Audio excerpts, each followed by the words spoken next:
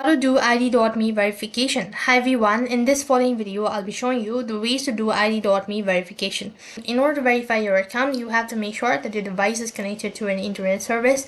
Now then, to begin with, go ahead and open up a browser, and after you open up a browser, on the web address bar type in accounts.id.me, and that's going to take you to the login interface, or it's going to directly take you to this field. In order to get to this account, you have to click the profile icon from the top and go to my accounts, and it's going to take you to this page.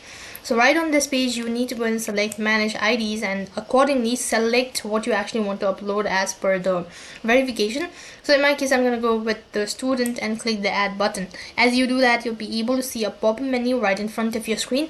Now, according to the instruction that I've provided, you need to submit the documents accordingly. In order to begin with the verification, you have to take a clear picture of your documents, or just manually type in the information, or you can submit the PDF format and you can just continue with your verification process. So that's how you can verify your id.me account. That is all for this video. I hope the video was helpful. Make sure to like, share and subscribe to our channel. Thank you for watching. See you in the next video.